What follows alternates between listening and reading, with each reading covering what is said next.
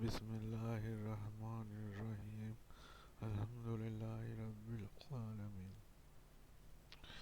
آج کا میرا موضوع حدیث ہے حضرت ابو ہریرہ صلی اللہ علیہ نے حضور اقدس صلی اللہ علیہ وآلہ وسلم کا یہ ارشاد نقل کیا ہے کہ کوئی قوم اللہ کے گھروں میں سے کسی گھر میں مجتمع ہو کر تلاوت کلام پاک اور اس کا دور نہیں کرتی۔ میرے چینل فضائل طب و استغفار کو سبسکرائب لازمی کریں اور گھنٹی کے بٹن کو لازمی دبائیں اور لائک اور شیئر ضرور کریں۔ اس حدیث شریف میں مکاتب اور مدرسوں کے خاص فضیلت ذکر فرمائی گئی ہے جو بہت سی انواع و اکرام کو شامل ہے۔ ان میں سے ہر اکرام ایسا ہے کہ جس کے حاصل کرنے میں اگر کوئی شخص اپنی تمام عمر خرچ کر دے تب بھی عارضہ ہے۔ پھر جائے کہ ایسے متعدد انعامات فرمائے جائیں، بالخصوص آخری فضیلت آقا کے دربار میں ذکر محبوب کی مجلس میں یاد ایک ایسی نعمت ہے جس کا مقابلہ کوئی چیز نہیں کر سکتی۔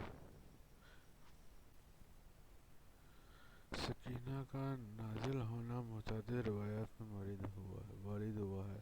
اس کے مصداق میں مشائخ حدیث کے چند اقوال ہیں، لیکن ان میں کوئی ایسا اختلاف نہیں کہ جس سے آپس میں کچھ تعارض ہو، بلکہ سب کا مجموعہ بھی مراد ہو سکتا ہے۔ حضرت علی رضی اللہ عنہ سے سکینہ کی تفصیل یہ نقل کی گئی ہے کہ یہ وہ ایک خاص ہوا ہے جس کا چہرہ انسان کے چہرے جیسا ہوتا ہے۔ علامہ سیوطی رحمۃ اللہ علیہ سے نقل کیا گیا ہے کہ وہ جنت کے ایک طشت کا نام ہے جو سونے کا ہوتا ہے۔ اس میں انبیاء علیہ السلام کے قلوب کو غسل دیا جاتا ہے۔ بعض نے کہا ہے کہ یہ خاص رحمت ہے۔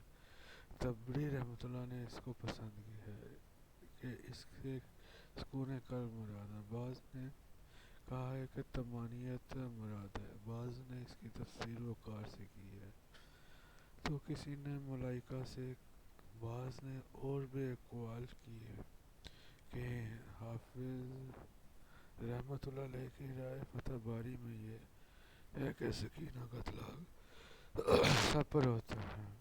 میرے چینل فضائل طب کو سبسکرائب کریں، لائک کریں اور شیئر کریں اور گھنٹی کے بٹن کو لازمی دبائیں۔